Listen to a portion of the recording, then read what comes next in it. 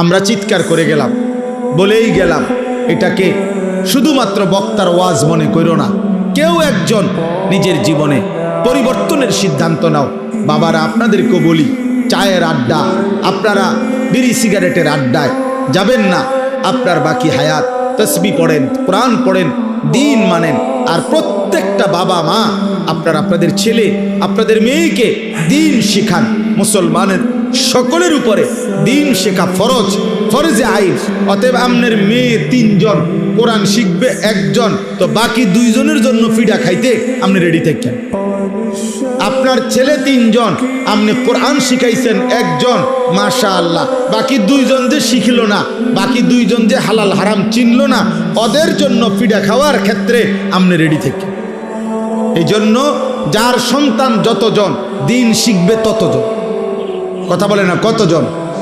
যার মেয়ে 3 জন, কোরআন শিখবে কয়জন?